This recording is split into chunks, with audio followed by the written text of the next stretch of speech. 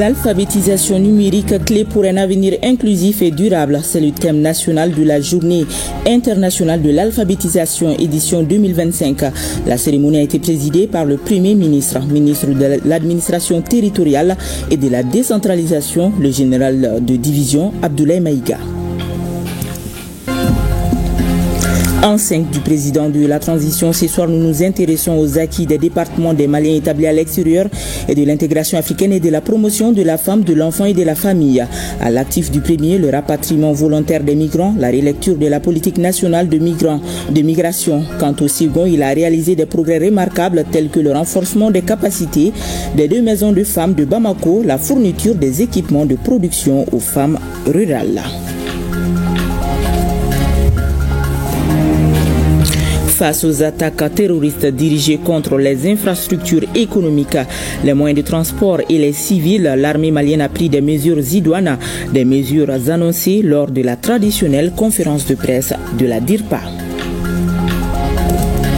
Dans Focus Santé, Koumba Sissé nous parlera de l'hépatite, cette infection virale qui se transmet par plusieurs voies au Mali. Les formes les plus enregistrées sont les hépatites B et C.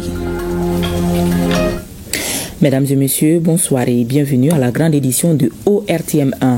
Les pupilles de la nation poursuivent leur visite des institutions et structures du pays.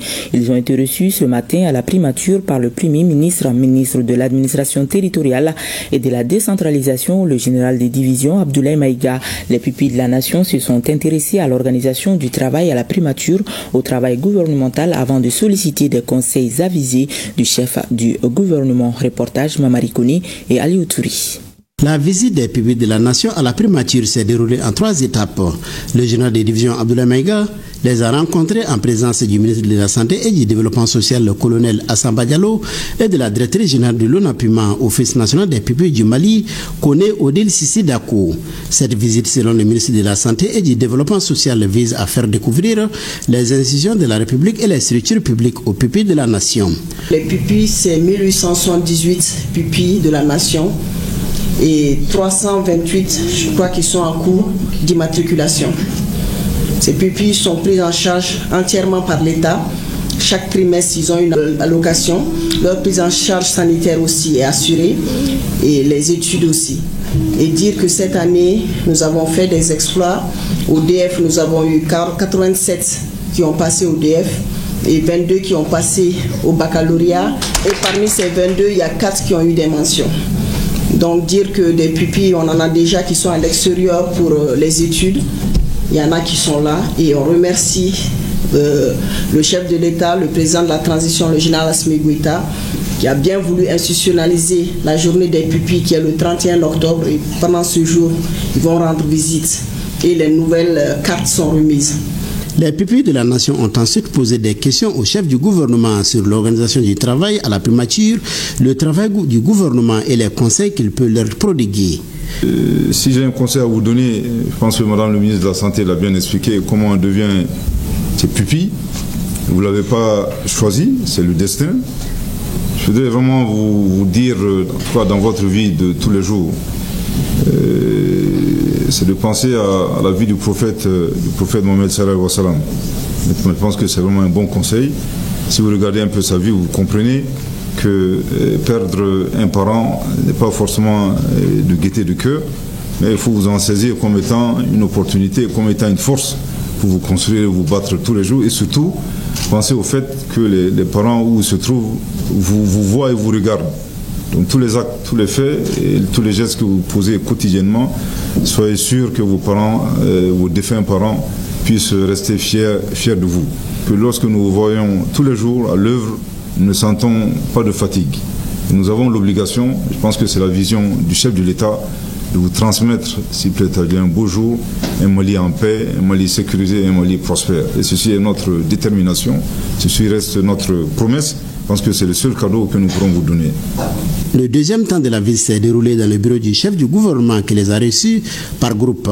Ce matin, donc, on était parti sur le Premier ministre. Donc, il nous a dit des conseils et on est parti dans son bureau. On a vu comme il travaillait quoi. Il travaillait beaucoup, donc il était un homme aimable, honnête et souriant. Et un homme courageux aussi. Il nous a dit beaucoup de conseils. Pour immortaliser leur passage à la primature, les pupilles de la nation se sont fait photographier avec le Premier ministre chef du gouvernement. Créé le 26 février 2018, l'ONAPUMA a pour mission principale la gestion des pupilles en République du Mali en leur accordant des droits, notamment des droits à la santé, à l'éducation et à des subventions d'entretien.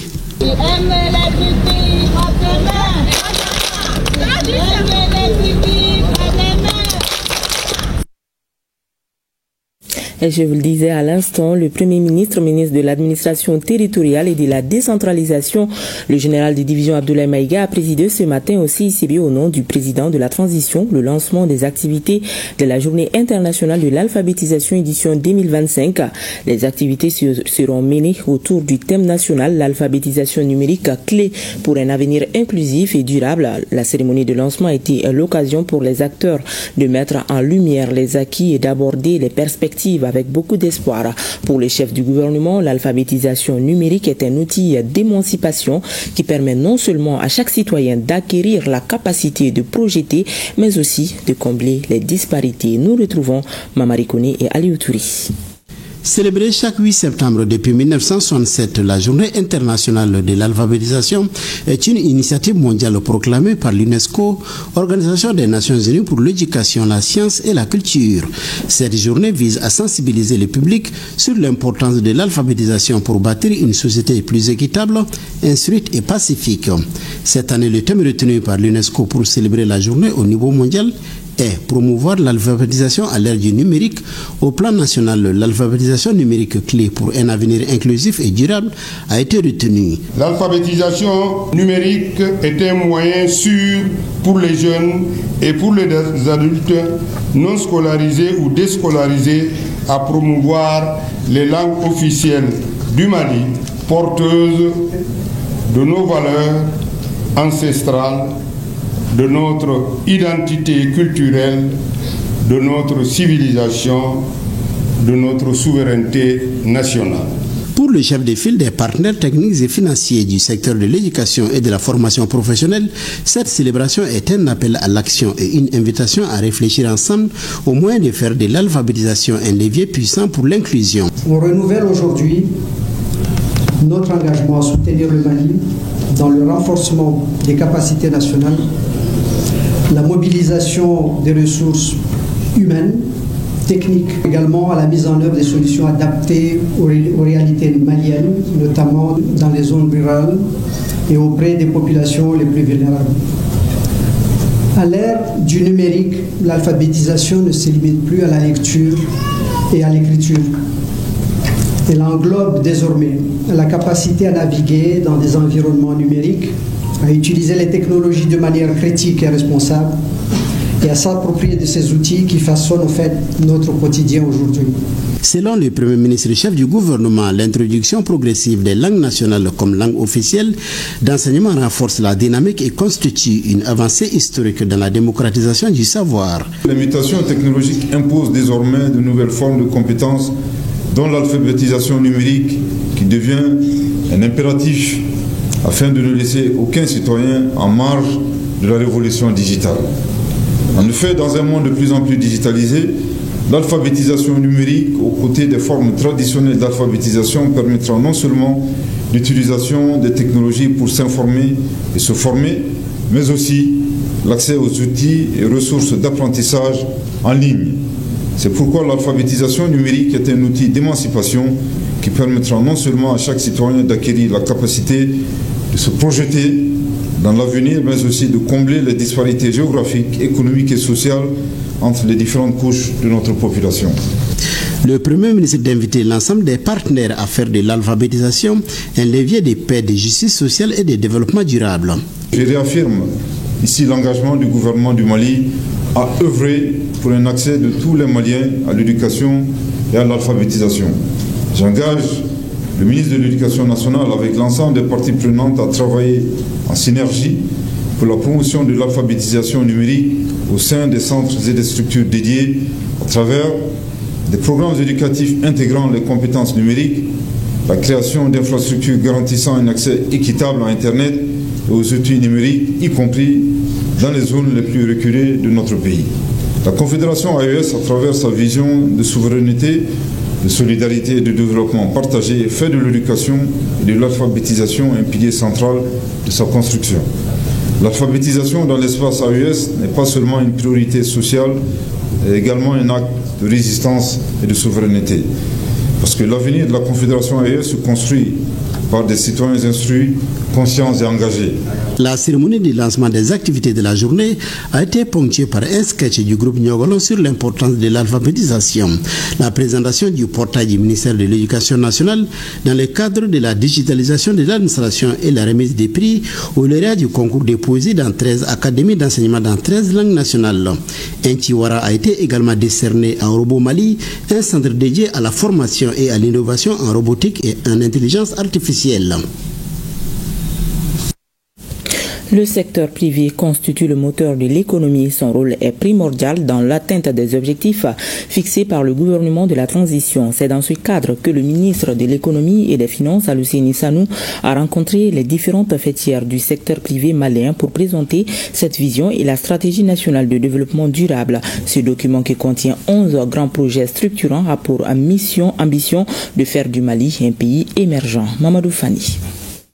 La vision Malikoura Niatasra et sa stratégie nationale pour l'émergence et le développement durable expliquée par le ministre de l'économie et des finances au secteur privé. Cette rencontre s'inscrit dans la dynamique de mobilisation des partenaires de l'État, particulièrement les acteurs du secteur privé qui sont la cheville ouvrière de l'économie malienne. C'était pour rappeler au secteur privé que le rôle qui est le vôtre est très déterminant et que votre participation, votre implication et votre appropriation de ces documents va nous permettre en tout cas d'assurer au Mali en tout cas d'être émergent dans les 10 années à venir.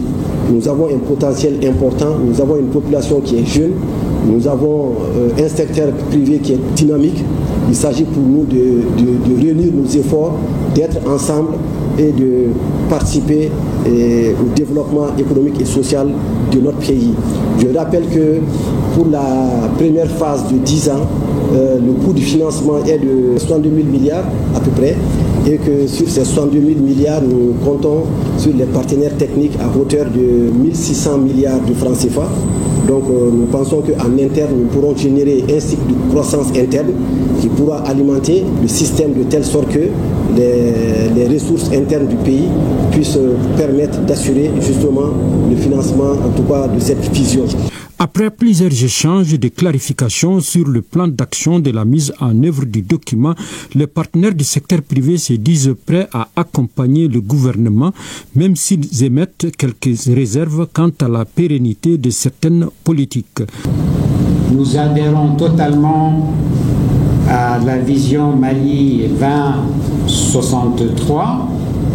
Mais nous souhaitons aussi, Monsieur le ministre, vous et tous les membres du gouvernement et les plus hautes autorités du pays, comme l'a dit Tiwara, que nous puissions avoir un œil sur le présent, parce que le présent est difficile. Les principaux messages, Monsieur le ministre, c'est que nous sommes prêts, nous en tant que secteur privé malien, nous sommes prêts à être le partenaire de l'État pour mettre en musique Mali 2063. Un comité de développement présidentiel sera mis en place pour évaluer l'évolution de la mise en œuvre du document permettant au Mali d'être un pays industriel à l'horizon 2063. De 2020 à 2025, le gouvernement du Mali, à travers le ministère des Maliens établi à l'extérieur et de l'intégration africaine, a mené plusieurs actions à l'endroit des compatriotes établis à l'extérieur. Le rapatriement volontaire et l'insertion des Maliens en détresse, des grandes rencontres, des journées dédiées aux migrants, la relecture de la politique nationale de migration, la semaine de l'intégration africaine pour ne citer que celle-ci. Pour plus de précisions, suivons ces dossiers sur les grands chantiers du département des Maliens établis à l'extérieur, une réalisation de Boubacar Bablin Touri. Dans le cadre de la promotion et la protection des Maliens établis à l'extérieur, de nombreuses actions sont à l'actif du département des Maliens établis à l'extérieur et de l'intégration africaine durant ces 5 dernières années sous le leadership de Moussa Ag Atayer. De 2022 à 2025, dans le cadre de l'assistance et la protection des migrants, le gouvernement du Mali, à travers le ministère en charge des Maliens établis à l'extérieur, a rapatrié des compatriotes en détresse au Soudan, en Côte d'Ivoire et en Mauritanie. Aux côtés de ces opérations de rapatriement, l'insertion, la réinsertion et la formation de plusieurs migrants de retour dans des métiers porteurs. Des projets et programmes qui ont coûté au département la bagatelle de 500 millions de francs CFA entre 2020 et 2025. De 2023 à 2025, le département a initié plusieurs grandes rencontres.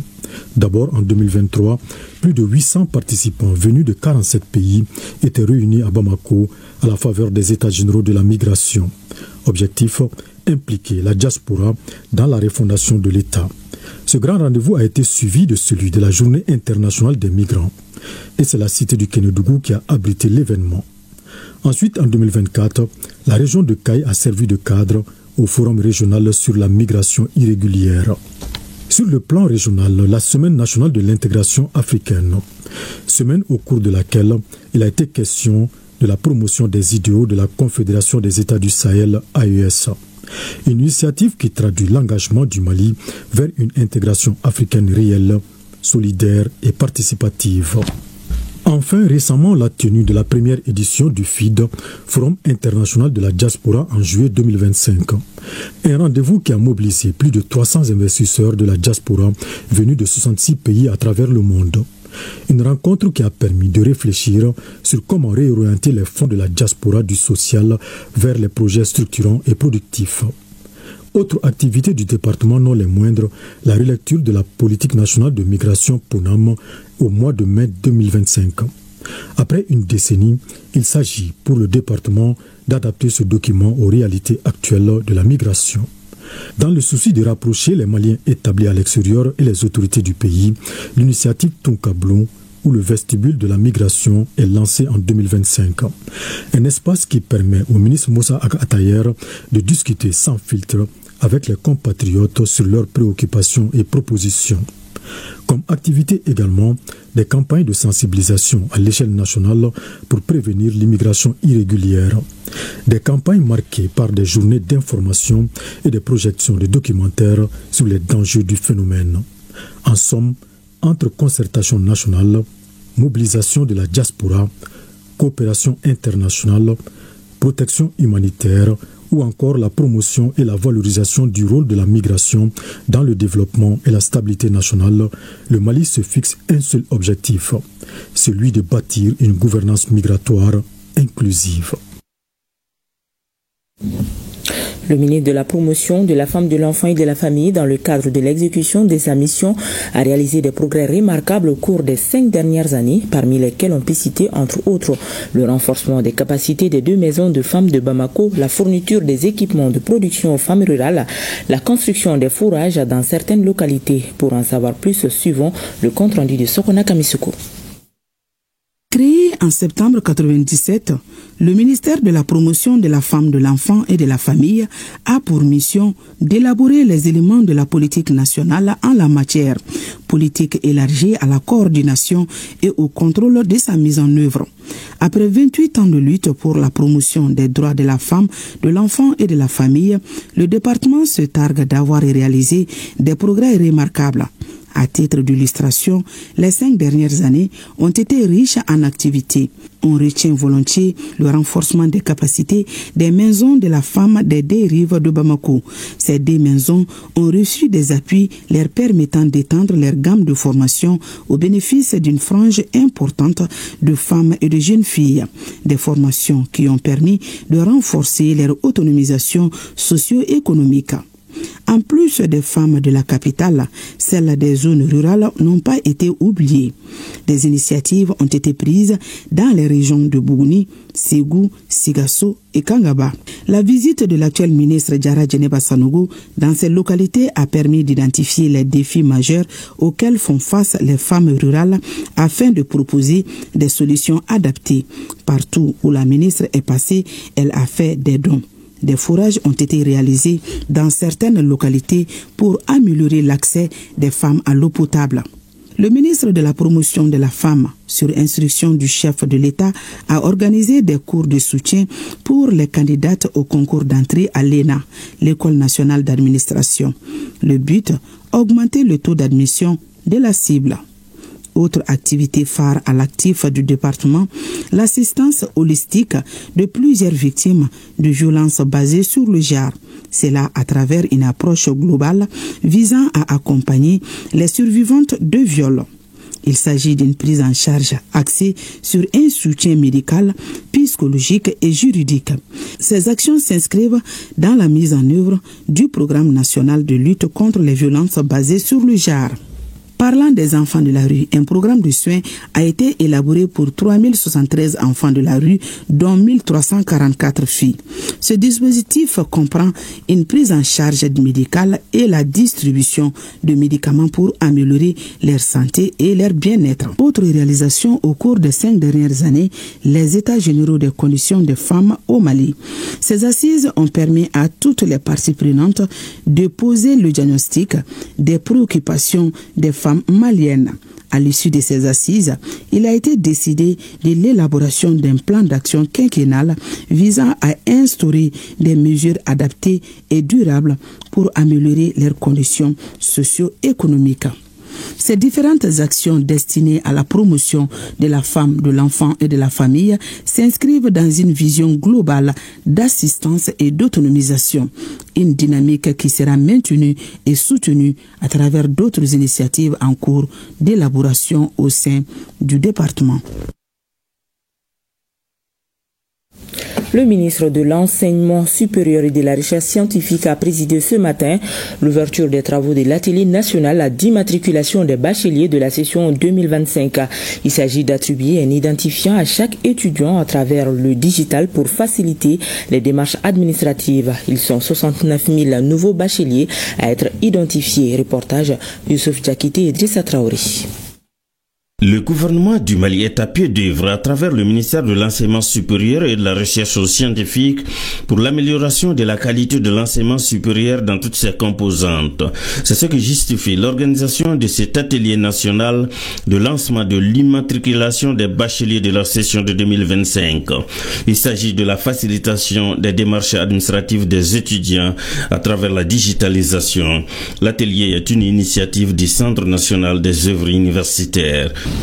L'objectif principal de ce cadre de travail est clair.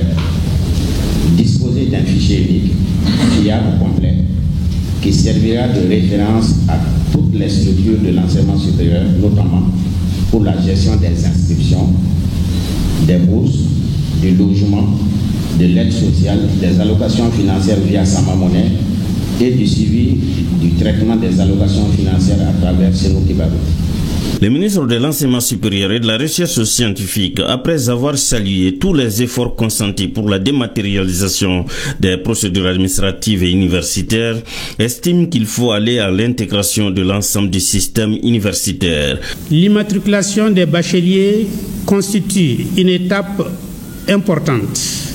Elle permettra d'anticiper et de mieux organiser l'accueil des nouveaux étudiants pour l'année universitaire 2025-2026.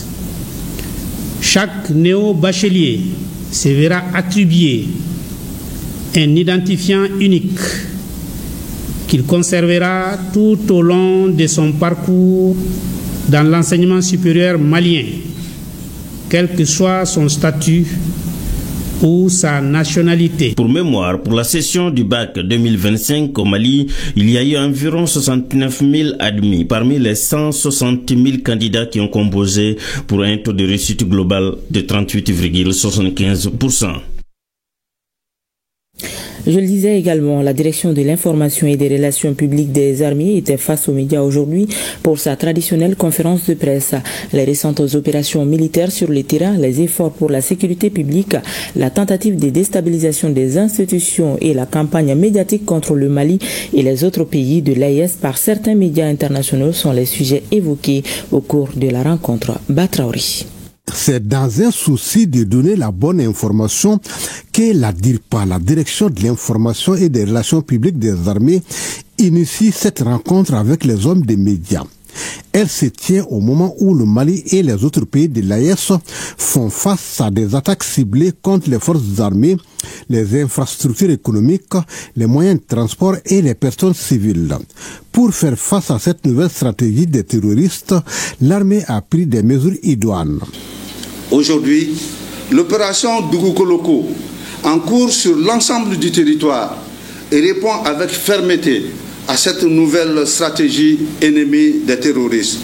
Nos forces interviennent de manière rapide, coordonnée et ciblée pour sécuriser le terrain, assurer le retour de l'administration et rétablir les services sociaux de base. Ce maillage territorial nous permet d'agir avec plus de précision et d'efficacité. Un autre sujet abordé au cours de ce point de presse, le contrôle que les hommes effectuent sur les principales artères de la ville de Bamako. Les récents contrôles menés à Bamako, dans les capitales régionales et sur les principaux axes routiers peuvent sembler contraignants, mais ils sont essentiels. Ils visent à prévenir les infiltrations et à sécuriser nos concitoyens. Nous demandons la compréhension de la population face à ces désagréments temporaires. Pour que nos forces vous protègent efficacement, elles ont besoin de votre coopération, une vigilance partagée, une information donnée à temps peut sauver des vies humaines. Le directeur de la DIRPA s'est également exprimé sur la tentative de déstabilisation déjouée le mois dernier et qui impliquait certains militaires et des complices étrangers. Les services compétents sont à l'œuvre. Les enquêtes avancent. Ce complot visait à ébranler les fondations de notre République. Mais la vigilance et la loyauté de nos forces ont permis de faire échouer cette entreprise. L'unité au sein des FAMA est sacrée. Elle est sans équivoque. Le dernier sujet évoqué est la guerre médiatique menée par certains médias étrangers. Sur ce point, le responsable de la DIRPA invite les confrères à se détourner de cette logique en donnant la bonne information. Pour le colonel-major Souleymane Dambélé, il faut aujourd'hui l'union sacrée autour des forces armées pour réussir le combat contre la désinformation. Et l'état-major général des armées porte à la connaissance de l'opinion que les opérations de traque et de destruction des GAT se poursuivent sans relâche dans la région du Kaï après les opérations du samedi 6 septembre 2025 qui ont porté un coup dur au GAT avec la destruction de plusieurs sanctuaires terroristes. Les opérations de traque des rescapés se sont poursuivies le lendemain dimanche 7 septembre 2025 avec des bombardements de plusieurs positions des GAT dans la localité de Nyono du Sahel. Les Nyoro du Sahel, les ratissages continuent dans la zone. Le chef d'état-major général des armées tient à informer les populations de l'intensification des opérations terroristes dans la région du Kaï et compte sur leur coopération pour la bonne poursuite de ces opérations. Il rassure par la même occasion que toutes les dispositions sont prises pour assurer la sécurité des personnes et de leurs biens. Unis, nous vaincrons. La région militaire numéro 4 a organisé une patrouille sous la conduite du 42e régiment d'éclairage et d'investigation. L'objectif de cette sortie est de s'imprégner de la sécurisation de la route nationale 3, précisément l'axe Nyoro-Djema. François Benzo Diassana est le chef de la mission. Il donne plus de précisions. Cette patrouille est composée du 42e régiment d'éclairage et d'investigation, aussi du sous-GTI Scorpion et aussi du sous-GTI Kamadjan. Voilà, le commandement a jugé nécessaire d'organiser cette patrouille dans le cadre de la sécurisation de la route nationale 3 qui nous mène à Djema. Actuellement, nous sommes à Bema et grâce à Dieu, sera la maman Mogosié. Ani Djougouma Ben pour gagner la Karine. Donc la population civile va vaquer aux occupations là. Moko va donc kabo ou sabona faire là. Al sa anche sur les nous. On a commandement en blabla là, anche sur les nous, engagé les nous. Tous les éléments sont motivés car c'est la parenque. RN3 alini région militaire numéro 4 kunganko car c'est la aérobel la kana. Au cadre de qu'on a l'angulan baran qu'on a là. Et la même patrouille de reconnaissance des retours à la base au cours de la mission a surpris et neutralisé 2 coupeurs de route entre Bema et Nyoro. Le bilan fait 2 bandits armés neutralisés et un PM récupéré. Les manifestations dites soirée Dior, désormais interdites, une décision prise par le gouverneur du district de Bamako lors de sa rencontre avec les forces vives de la capitale. La décision prend effet à compter de ce 8 septembre 2025. Boubacar Bablin Touré pour plus de détails. La soirée Dior est une nouvelle tendance de danse qui séduit de plus en plus de femmes et de jeunes filles à Bamako ces derniers temps. Ce phénomène très présent sur les réseaux sociaux suscite une vive controverse car il est perçu comme étant en décalage avec les valeurs sociétales maliennes fondées sur le respect et la dignité humaine. Face à l'ampleur de cette pratique jugée attentatoire à la moralité publique, le gouverneur du district de Bamako a décidé de prendre des mesures fermes pour y mettre fin. Nous avons décidé d'y mettre un frein à travers la prise de la décision 2025-1579 GDB-CAP du 8 septembre 2025. Les forces de l'ordre veilleront à l'application stricte de la dite décision et toute personne ou groupe de personnes qui enfreindrait la mesure d'interdiction sera sanctionnée conformément aux lois et règlements en vigueur. Les autorités administratives, les autorités et légitimités traditionnelles et les responsables des organisations de la société civile sont invités à s'impliquer fortement dans la diffusion de la décision d'interdiction auprès des populations. Cette décision a été particulièrement saluée par les légitimités traditionnelles, les femmes et les jeunes du district conviés à cette rencontre d'information. Ils ont à leur tour exprimé leur volonté d'accompagner l'initiative prise par les autorités administratives. Nous sommes légitimes, nous n'aimerions pas que nos mœurs soient dépravées à un certain degré. La chose que nous attendions depuis longtemps, si on l'a aujourd'hui, je crois qu'on va faire en sorte que ça soit appuyé, que ça soit défendu. Nous allons mener dans le district de Bamako à travers nos démembrements, les groupements de femmes, les jeunes, par rapport à des activités de sensibilisation pour informer toute la population par rapport à cette méthode qui n'est pas vraiment une bonne chose dans le district de Bamako. L'engagement de la jeunesse ne sera pas un défaut pour l'accomplissement de cette mesure. Parce que pourquoi? C'est nous les jeunes qui sont dans tous les terrains, dans tous les quartiers, les secteurs. Donc on va tout faire de veiller pour l'engagement strict de cette mesure. La mesure entre officiellement en vigueur ce lundi 8 septembre 2025 sur l'ensemble du territoire du district de Bamako. Et justement, ce communiqué qui vient de nous parvenir, le ministre de la Justice et des Droits de l'Homme, Garde Sceaux, informe l'opinion qui lui a été donnée de constater ces derniers temps la diffusion sur les réseaux sociaux d'images et de scènes obscènes filmées lors de soirées entre femmes dites soirées Dior. Le ministre rappelle que ces soirées qui se présentent sous forme d'exhibitions malsaines et de pratiques libertines et obscènes sont contraires à nos us et coutumes et sont de nature à troubler l'ordre public. Elle véhicule en effet l'immortalité, l'indécence et la vulgarité sur fond d'outrage public à la pudeur et tombe donc sous le coup de la loi pénale tant par la teneur des actes commis que par leur diffusion, commentaires et partage notamment sur les réseaux sociaux. Face à de telles déviances inacceptables dans notre société, le ministre porte à la connaissance du public qu'il vient d'instruire à tout procureur généraux et tout procureur de la République de sévir avec la dernière rigueur supérieur contre les auteurs et co-auteurs et complices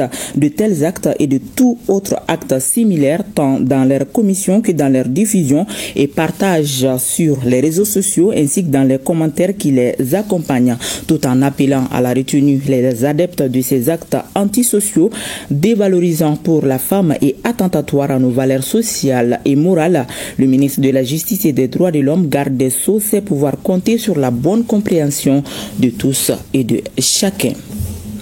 Préservation du patrimoine culturel et promotion de l'autonomisation des femmes dans la cité des 333 Saints. L'association des ressortissants et sympathisants pour le développement du cercle de Tombouctou, ARDCT, vient de procéder à la remise de 20 machines à coudre aux femmes évoluant dans le domaine de la broderie à la main. Les détails avec Saloum Konaté.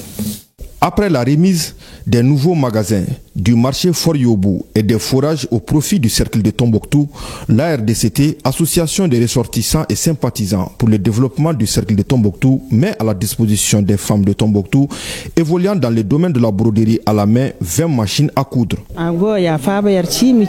Nous leur disons merci. Ces machines à coudre vont nous permettre de faire l'assemblage de nos boubous. On parle de broderie à la main, il faut bien qu'il y ait des machines parce qu'on coupe à la main, on coupe à la main. Mais pour colmater le boubou, il va falloir avoir des machines pour ça. Ils ont commencé, ils ont été au début et à la fin de leur engagement. Les membres de l'association des ressortissants et sympathisants pour le développement du cercle de Tombouctou saluent le département en charge de l'emploi et de la formation professionnelle pour son accompagnement constant. Cette initiative portée par l'association des ressortissants et sympathisants pour le développement du cercle de Tombouctou, ARDCT, avec l'appui déterminant de Mme Oumissal Sek, ministre de l'Emploi et de la Formation professionnelle, témoigne de l'importance que nous accordons à la promotion et à l'autonomisation des femmes de notre région. Ce geste est une continuité. Ces braves dames que nous venons de remettre ces machines-là ont été formées à la broderie à la main l'année dernière. C'est dans la suite logique de cette formation que nous avons pensé à la doter en machines à coudre. Ce n'est pas des machines à mener à la maison, ce serait un centre permanent où les femmes vont apprendre à s'améliorer et à faire le montage de tout ce qu'elles auront à faire comme broderie à la main. Le président de l'association a remercié les différents partenaires de l'association avant d'appeler les bénéficiaires à faire bon usage de ces machines. Je le disais, l'état-major général des armées porte à la connaissance de l'opinion que les opérations de traque et de destruction des groupes armés terroristes se poursuivent sans relâche dans la région du Caille après les opérations de samedi 6 septembre 2025 qui ont porté un coup dur aux groupes armés terroristes avec la destruction de plusieurs sanctuaires terroristes. Les opérations de traque des rescapés se sont poursuivies le lendemain dimanche 7 septembre 2025 avec des bombardements de plusieurs positions des groupes armés terroristes dans la localité de Nioro du Sahel. Les ratissages continuent dans la zone. Le chef d'état-major général des armées tient à informer les populations de l'intensification des opérations terroristes dans la région du Caille et compte sur leur coopération pour la bonne poursuite de ces opérations. Il rassure par la même occasion que toutes les dispositions sont prises pour assurer la sécurité des personnes et de leurs biens. Unis, nous vaincrons. La campagne agricole s'annonce prometteuse en 3e région à condition que les pluies continuent jusqu'au mois d'octobre. C'est ce qui ressort de la visite d'une mission de supervision de la campagne agricole 2025-2026 de la Direction nationale de l'agriculture à Campiasso et Kourala dans le cercle de Sikasso. La délégation a pu s'enquérir de l'évolution de la campagne agricole et donner des orientations aux producteurs. Yorubala Diabaté et Taïrou Konati. Ce sont les parcelles de Assidi Ouattara et de Ishaka Sanogo, des localités de Campiasso et Nkourala dans le cercle de Sikasso qui ont été visitées par la mission nationale de supervision de la campagne agricole. Cette mission regroupe la Direction nationale de l'agriculture, du génie rural, de la CMDT, de l'Office de protection des végétaux ainsi que de la Chambre régionale d'agriculture. L'objectif principal est de constater de visu l'évolution des cultures, échanger avec les producteurs et de leur donner des orientations nécessaires pour la réussite de la campagne. Les objectifs d'Emblaver pour toutes les spéculations confondues sont atteints parce qu'on est dans l'ordre de 98% des réalisations en termes d'Emblaver. Et si le rythme de pluie se maintenait vers fin octobre, on a bon espoir que même les cultures qui ont été mises en place en retard vont boucler leur cycle. La campagne agricole est bonne. La fréquence pluviométrique est acceptable. J'ai semé cette parcelle de maïs le 20 mai. Dieu merci, la production répondra à mes attentes. À Campiasso, tout comme en Kourala, les parcelles visitées concernent les spéculations de maïs, de riz, de piment, de coton, de fruits et légumes. La mission a salué les efforts des producteurs et les a encouragés à poursuivre dans la voie de l'intensification et de la diversification des cultures. Par rapport à l'aspect végétatif des plants, on peut dire que vraiment le maïs quand même est au stade de floraison, ensuite au stade de formation des épis et puis au stade des récoltes dans certains endroits. Le coton est au stade de floraison et puis la formation des panicules. Cette tournée témoigne de la volonté du gouvernement et des services techniques d'être aux côtés des producteurs pour relever les défis de la campagne agricole et de contribuer à l'atteinte de l'autosuffisance alimentaire. Clôture d'un atelier d'échange sur les alternatives participatives et décentralisées de la prévention et de la lutte contre la corruption et l'enrichissement illicite sensible au genre dans la région de Koulikoro. Cette session d'échange s'inscrit dans le cadre de renforcement des capacités des acteurs locaux en matière de prévention, de détection et de dénonciation de la corruption. Cette initiative du PNUD et de la coalition de lutte contre la corruption est soutenue par le Royaume des Pays-Bas et l'ambassade du Danemark. Adama Traori. Les organisations de la société civile de Koulikoro au centre d'une réflexion sur l'appropriation de la stratégie nationale de lutte contre la corruption. Cette rencontre d'échange s'inscrit dans le cadre de la mise en œuvre du projet d'appui à la lutte contre la corruption et l'enrichissement illicite phase des composantes société civile. Nous sommes ici dans le cadre de l'espace d'échange pour le partage de la stratégie nationale de lutte contre la corruption, le partage des rapports de structures de contrôle de lutte contre la corruption, notamment les BVG, le Bureau du vérificateur général et de l'OCLEI, pour permettre aux OEC et aux services techniques, aux leaders communautaires et aux médias de s'approprier du contenu de la stratégie nationale de lutte contre la corruption et aussi de s'approprier aussi du contenu du dernier rapport du Bureau du vérificateur général et de l'OCLEI afin de les vulgariser à la base. Nous espérons qu'à la fin de cette session, ensemble, nous aurons défini comment est-ce que nous allons appuyer les efforts des autorités du Mali. Le gouvernement a déjà, avec les partenaires, adopté une stratégie de lutte contre la corruption dans notre pays. Cette initiative du PNUD et de la coalition de lutte contre la corruption est soutenue financièrement par le Royaume des Pays-Bas et l'ambassade royale du Danemark. D'informer et sensibiliser les populations en général sur l'impact de la corruption et l'enrichissement illicite afin de mener des actions de plaidoyer auprès des autorités pour endiguer le phénomène.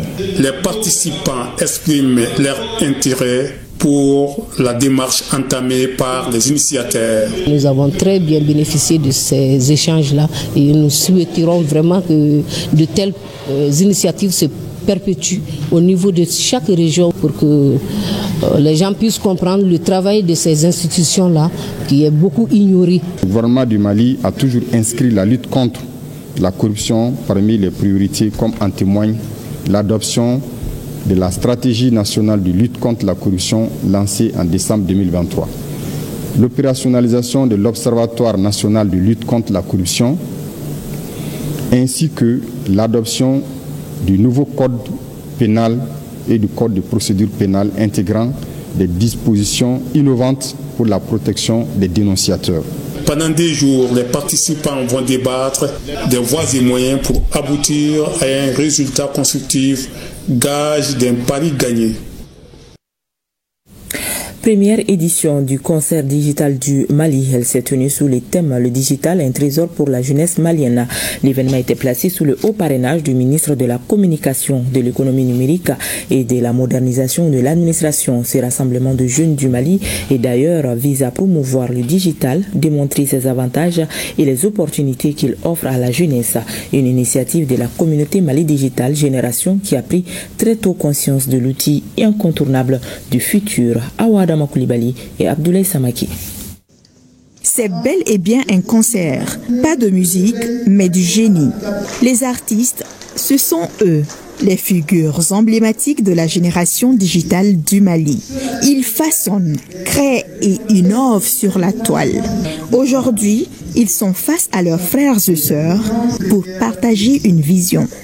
On a l'habitude de réduire la jeunesse malienne à une génération tournée uniquement vers le divertissement. C'est pour montrer à nos décideurs que la jeunesse malienne, elle est prête à s'élever pour des causes nobles par l'usage positif des réseaux sociaux. La formation, l'employabilité, l'accompagnement des entreprises et le lobbying sont les axes sur lesquels repose la raison d'être de la communauté Mali Digital Generation. Elle renforce les efforts des autorités. Par vos actions, vous montrez que le numérique peut être mis au service de la formation, de l'éducation, de la sensibilisation et de la transformation sociale.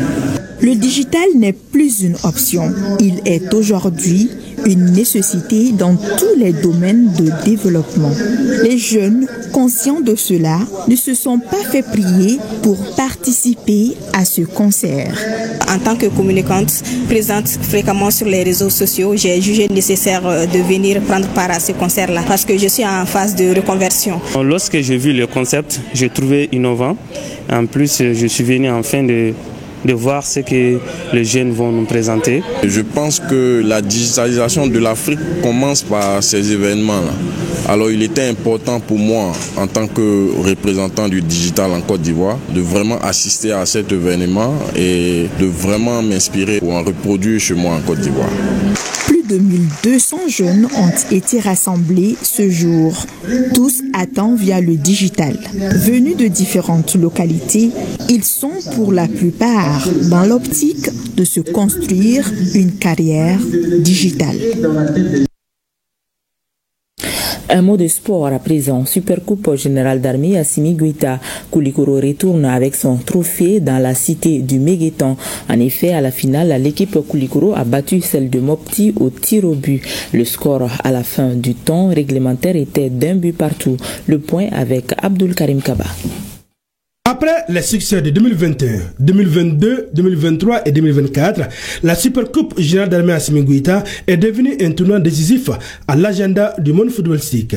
Pour l'édition 2025, les délégations sont venues du district de Bamako et de toutes les régions du Mali, une première.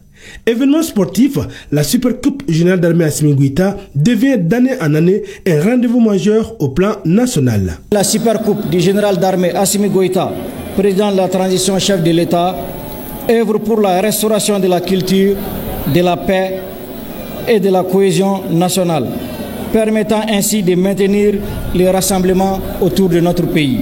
Nos sincères remerciements à son Excellence le général d'armée Assimi Goïta, président de la transition chef de l'État, pour sa pleine adhésion à cette initiative des compétitions sportives. Fervent adepte de la promotion de la jeunesse, l'organisation de ce tournoi de football est la volonté affichée du président de la transition chef de l'État d'inculquer à la jeunesse malienne le goût du patriotisme à travers le sport en général et le football en particulier. Ce tournoi est une illustration concrète de l'engagement de la jeunesse et des acteurs sportifs à contribuer à l'édification du Mali nouveau dans l'esprit de cohésion sociale, de paix durable et de solidarité nationale.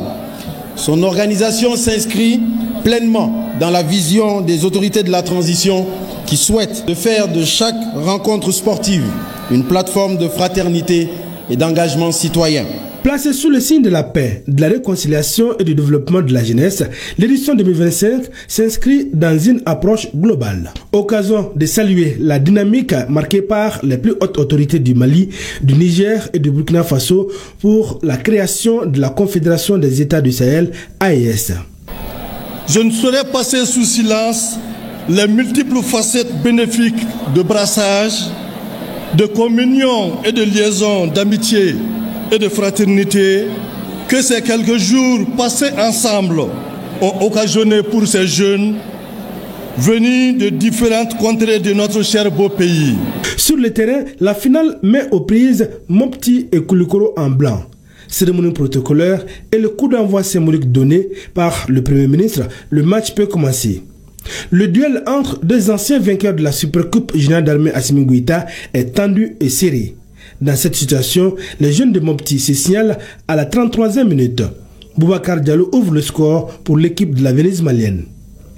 La pause intervient sur ce résultat d'1-0 pour Mopti. Une pause mise à profit par la Commission nationale d'organisation de décerner des attestations de reconnaissance à certaines personnes qui ont œuvré pour la tenue de cette Supercoupe Générale d'Armée Assimi Goïta. À la reprise, coaching gagnant pour la formation de Koulikoro.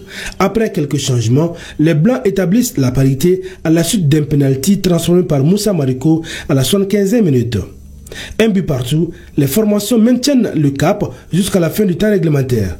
C'est donc à la séance des tirs au but que l'équipe de Koulikoro l'emporte par 5-3. On a eu des difficultés en première mi-temps, mais deuxième mi-temps avec les chaînements, vraiment, il y a eu une très bonne réaction. On est revenu au score. Ni t'étais notre inefficacité devant les buts, on allait doubler le match. C'est le football, tantôt tu gagnes, tantôt tu perds. Sinon, depuis le début jusqu'à la fin, je n'ai pas été battu. Je peux dire, bon, je suis parmi les meilleurs qui ont gagné tous leurs matchs dans la poule. Donc j'ai gagné tous mes matchs. Donc en finale, je viens contre Koulikoro 1-1 et on me bat au tir au but. C'est la loi du football. Koulikoro, détenteur du trophée, retourne avec sa coupe, ce qui honore toute la région. Satisfaction puisque nous venons de remporter pour la deuxième fois consécutive la Supercoupe du Général d'Armée Assimi Goïta. Fierté parce que c'est toute la jeunesse malienne qui gagne, non pas celle de Koulikoro. Donc je suis autant satisfait que fier de l'ensemble de la jeunesse du Mali. Et c'est l'occasion effectivement de remercier et de saluer les plus hautes autorités de la transition pour cette initiative. Au-delà du football, la Supercoupe Générale d'Armée Assimi Goïta est un tout avec des soirées culturelles, l'éducation aux valeurs, la citoyenneté et des séances de sensibilisation sur le dopage et la consommation de la drogue dans les milieux sportifs. Ce tournoi illustre à juste titre la vitalité de la jeunesse malienne, une jeunesse qui constitue le fer de lance de la refondation de notre pays, une jeunesse sur laquelle son Excellence le général d'armée Assimi Goïta fonde énormément d'espoir. Une jeunesse qui est toujours restée mobilisée chaque fois que cela leur a été demandé pour faire face justement à la désinformation, être mobilisée contre les différentes menaces auxquelles notre pays est confronté. Les équipes qui ont participé à ce tournoi ont eu l'occasion de promouvoir les valeurs de fraternité, les valeurs de fair play. Des prix individuels et collectifs ont été décernés aux lauréats du jour. Ainsi, Alassane Bagayogo du CNT a été désigné meilleur buteur avec cette réalisation. L'équipe de Taoudeni a reçu le trophée du fair play. Bougoni, 3e. Mopti finaliste et Koulikoro succède à lui-même à la Supercoupe Générale d'Armée Assimi Goïta édition 2025. À la Supercoupe Générale d'Armée Assimi Goïta, c'est le Mali qui gagne avec le développement de la jeunesse dans la paix, la cohésion sociale et surtout le vivre ensemble. Et au cœur de l'action sportive, un objectif discret mais percutant, celui de Ben Mohamed Traoré, jeune photographe talentueux qui s'est fait un nom grâce à la Supercoupe Assimi Goïta. Entre passion et ambition, il immortalise les plus grands moments du jeu de la Supercoupe Générale d'Armée Assimi Goïta. À travers son objectif, le sport devient une œuvre. Découvrez le parcours inspirant des jeunes photographes qui subliment la Supercoupe Assimi Goïta avec Famorou Djourté et Sidiki Koulibaly. À seulement 7 ans, Ben Mohamed Traoré fait déjà parler de lui dans le milieu du sport et de la photographie au Mali. Fils de Ben Abdoulaye Traoré, journaliste reporter d'images, le jeune garçon marche avec assurance dans les pas de son père, l'appareil photo à la main et le regard aiguisé. C'est lors de la 5e édition de la Supercoupe Générale d'Armée Assimi Goïta que le grand public découvre ce petit prodige. L'événement qui a rassemblé des passionnés de football de tout le pays voit débarquer ce jeune photographe venu de Ségou. Une aventure qui en aurait fatigué plus d'un, mais pas Ben Ben Junior, motivé par une passion qu'il cultive depuis l'âge de 4 ans.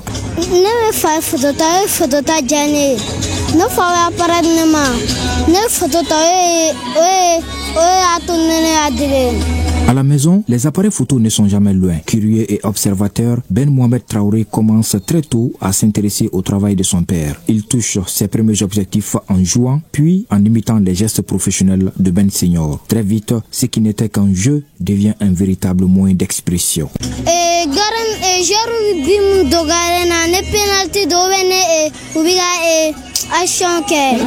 Aujourd'hui, en deuxième année à l'école fondamentale Mission catholique de Ségou, Ben Junior jongle entre les cahiers d'écoliers, les terrains de sport et son dojo. Oui, le petit Mohamed Traoré pratique aussi le shotokan. Et lorsqu'il est en mission, il ne laisse rien lui échapper. Le match, le banc de touche, la tribune, la loge officielle, tout est passé au crible de son objectif. Avec une étonnante maturité, il capture les instants décisifs, les émotions brutes et les gestes techniques témoignant d'un œil déjà très affûté. Mohamed, il a aimé faire les photos à travers le fait que moi je gardais les appareils dans mon salon. Chaque fois que je fais un achat d'appareil, je ne préfère pas le mettre dans un petit coin ou le coffrer. Non, parce que nous sommes juste une petite famille. Depuis qu'il avait 4 ans, il commençait à prendre ses appareils et puis tantôt de faire des gestes que je fais. Donc quand je l'amène au terrain avec moi, s'il a des occasions où il observe ce que je fais. Ces clichés ne laissent pas indifférents. Il raconte plus que de simples moments sportifs. Il immortalise des histoires, celles d'un but décisif, d'une joie partagée, d'un regard tendu sur le banc, d'un officiel attentif. Ben Mohamed Traoré ne se contente pas de photographier, il raconte avec la spontanéité de son âge et la précision d'un passionné. L'année dernière, en octobre, je l'ai amené sur le terrain du championnat régional de Ségou, au stade municipal Souri Ibrahim Konandi. Et vraiment, il a montré quelque chose que moi-même, jusqu'à présent, je suis en train de réaliser dans ma tête, je n'arrive pas à trouver la réponse. Parce que Mohamed a automatiquement fait des photos sans que je le sache. Donc je trouve que chaque fois que je sors, quand sa maman est là, il prend les appareils, il les monte et puis il fait ses petits trucs avec. Donc quand je reviens, automatiquement, il fait l'innocent. Donc c'est comme ça qu'il a appris. Avec un talent aussi précoce, l'avenir de Ben Mohamed Traoré semble tout tracé. Mais pour l'instant, il continue de grandir, d'apprendre, de s'inspirer. À ses côtés, son père veille et accompagne, fier de voir son fils faire vivre une passion commune avec une telle intensité. Voir Mohamed prendre des photos à cet âge-là, c'est impressionnant. Et puis, il prend des photos de qualité. Donc, toute personne qui peut nous aider à mettre ce petit-là à réaliser sa passion, qui est de devenir grand photographe, vraiment, ça devrait tout être dans ce sens-là, sera la bienvenue, quoi. Ben Junior incarne une belle promesse, celle d'une nouvelle génération d'artistes visuels capables de traduire en images la richesse des événements qui rythment la vie de leur pays. Un petit garçon derrière un grand objectif et déjà un regard qui compte. Éliminatoire à Coupe du Monde 2026, les Aigles du Mali ont été battus ce soir à Accra, 1-0 par les Black Stars du Ghana. Le Ghana est premier avec 19 points et le Mali 4e avec 12 points. Il reste donc 2 journées à discuter en octobre contre le Tchad et Madagascar. Je le disais également, Focus Santé s'intéresse ce soir à l'hépatite, cette infection virale qui se transmet par plusieurs voies à différentes formes. Au Mali, les formes les plus enregistrées sont B et C. Le diagnostic de cette maladie contagieuse est basé sur l'analyse sanguine. Plus de détails sur cette maladie virale avec Koumba Sissi et Abdoulaye Samaki. L'hépatite ou maladie du foie apparaît de façon silencieuse et affecte beaucoup de personnes au Mali. Il existe plusieurs formes. Il y a l'hépatite A, B, C, D et E. En dehors des problèmes gastriques, en termes de fréquence, 8 malades sur 10 en gastro viennent consulter pour porteurs d'antigènes HBS positif. Très généralement, c'est une maladie silencieuse. Mais souvent, lorsque la maladie apparaît, ça peut se manifester par une fatigue intense. C'est des patients qui vont avoir les yeux jaunes, les urines foncées. Ils peuvent avoir des courbatures, des douleurs, des petites douleurs abdominales de temps en temps. Et souvent des démangeaisons qu'on appelle prurite. Maladie contagieuse, elle se transmet par plusieurs voies. faut savoir que le virus B est présent dans tous les liquides biologiques des sujets infectés, et principalement dans le sang, dans le sperme, dans les sécrétions vaginales et à un moindre degré dans la salive et dans le lait. Il y a d'abord la transmission de la mère à l'enfant. Ensuite, il y a la transmission sexuelle. Ensuite, il y a la transmission par contact direct avec le sang ou des dérivés sanguins contaminés. Et surtout liés aux techniques médicales souvent, telles que la transfusion sanguine, la chirurgie, ou dans le cas chez les hémodialysés, ou dans le cas des acupunctures. Et dans certains cas aussi, chez les toxicomanes, dans des rares cas, la transmission peut être intrafamiliale à travers les objets qu'on peut partager, tels que les broches à dents ou les rasoirs. Mais dans 30% des cas, d'après les 30% des cas, les modes de contamination restent inconnus. Seul le bilan sanguin volontaire permet de détecter l'hépatite tau et le plus répandu au Mali est la forme B suivie de C.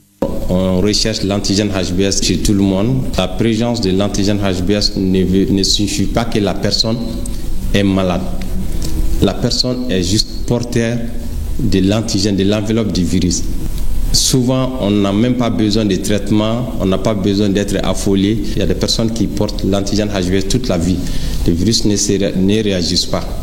Mais il serait mieux quand même de rechercher les anticorps, notamment l'anticorps de contact qui est l'IgG, l'anticorps anti-HBC totaux et l'anticorps anti-HBS. Parce que très souvent aussi, il y a beaucoup de personnes rentrent en contact avec le virus et la personne élimine le virus. Donc ça, c'est des cas fréquents. Et si l'anticorps est positif, ça veut dire que l'anticorps anti-HBS, la personne est protégée. Les personnes qui portent l'antigène HBS donc peuvent transmettre le virus à condition que la charge virale soit élevée, à condition que le virus soit actif.